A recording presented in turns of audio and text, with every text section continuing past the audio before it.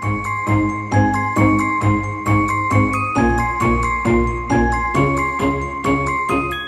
everybody, this is Rhys Barber from Audiology Associates. Thanks very much for watching our Day 7 Waxvent video today. 2 patients in this compilation video. So you can see this first patient's come through. This patient's come through about every 12 months, just to have a very similar, the ear canals look very similar every time he comes through. What you'll see here is we've got this very, very thick wax that's just blocking the outer part of the ear canal here. It's very dark in colour, so it does build up very, very quickly and becomes very, very sticky. So it traps itself right at the entrance to the canal. So we're having to use the Jobson horn for this particular patient. We're just slowing this down so you can see this coming away.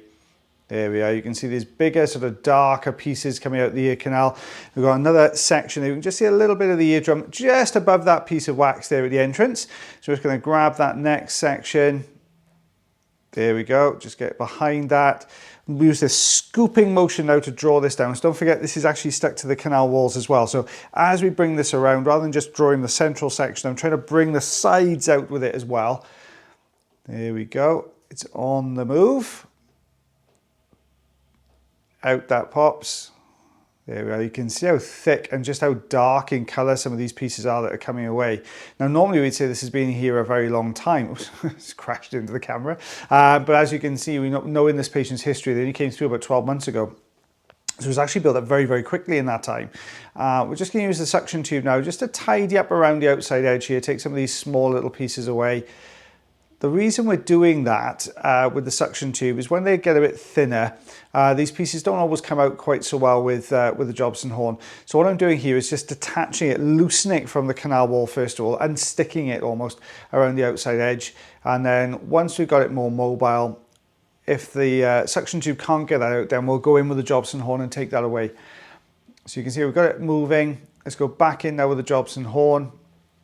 Just sneak over the top with this little bit of wax here and start pulling that around the corner. There we go. Oh, it's just flicked over the top of that last little bit of wax. There we go, out that comes. Let's see if we can pick that up there. And what's behind that now? Still a little bit here right at the entrance. You can see the back ends. We pushed it down, the back end of the wax just flicking up a little bit. So that's the bit we need to aim for. There we go. Out that one comes as well. And there's still more in there, so we're going to get this next load down. So you can see just how much is accumulated in that short 12-month period in this particular patient. Now, don't forget, wax production is genetic, or the type of wax you produce, I should say, sorry, is genetic. So some people produce a very dry wax, which is what this one is, which tends to become really sticky and sticks to the canal wall. Some produce a much wetter type of earwax. You can see the eardrum beyond that wax looking really, really healthy. This last bit stuck against the canal wall. Personally, I prefer to use the suction tube to get that out, only because you've got to scrape along that canal wall to get behind it with the Jobson horn. So I'm just taking some of this looser material here from the outside edge, a little bit of dry skin there. There we go. There we are. We'll take a look behind that now. There we go. There's the eardrum looking really, really healthy, lovely and shiny. So this is what we removed. So we've got 3 centimeters. That's 1.25 inches worth of earwax there from that one ear canal. So you can see just how much had accumulated in there. And like we said, the color of this very, very dark in color as well. If you do enjoy anterior recess wax removals, that's what's coming up next, guys. Some people really like them. So you can see this patient. Right. Let's give you a bit of backstory of this patient. This patient's already been seen by an earwax removal specialist elsewhere a month ago, back in October.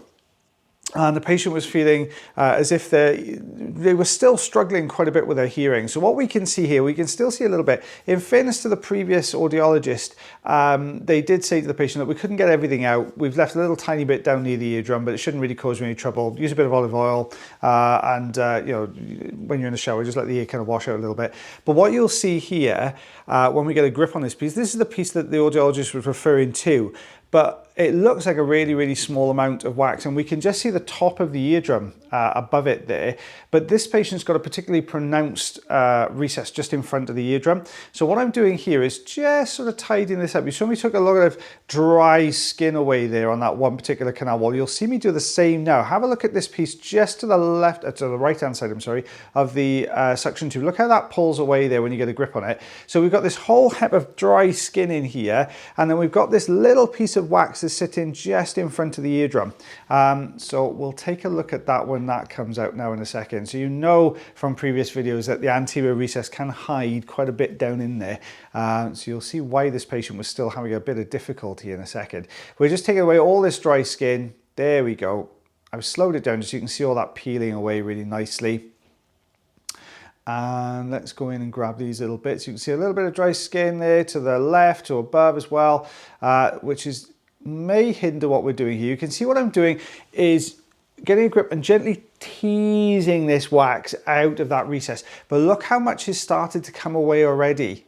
There we go. This is the difference you see with when you carry out something endoscopically and when some people use loops and things like that. You get a much better view when you're deeper, certainly in the ear canal with an endoscope, I feel, personal preference. But you're getting that coming away. Look how much was hiding in that recess. So no wonder this poor patient was still having a bit of difficulty. They were so relieved to get that out. Yeah, you can see it. I'm struggling to get that out of the ear canal. That sort of highly sort of smoothed and polished underside to it where it's been sitting against the skin, and out that comes. There we go. There we are. So all of that was hiding down inside the recess and sandwiched there between the actual eardrum. You can see a lot more of the eardrum there. You can see how slanted over that eardrum as well. So there's a lot more hiding down there. So it was only a centimetre's worth of wax, which is what, oh goodness me, just over 1/4 of an inch, was hiding down in that recess, sandwiched between the canal wall and the eardrum itself. So putting a little bit of pressure on there, which is really helping to reduce this poor gent's hearing. Well, guys, I hope you enjoyed day 7 of Waxvent. Join me again tomorrow for day 8. I hope you are all enjoying the Waxvent series, guys. We're going to keep going up. There's so much work to try and do it, but we are keeping it up. We're getting there. We've only got a few more days left to go. So as always, guys, I'll see you tomorrow. Take care of your ears, take care of one yourselves, and take care of one another. And I shall see you again tomorrow. Bye, everyone.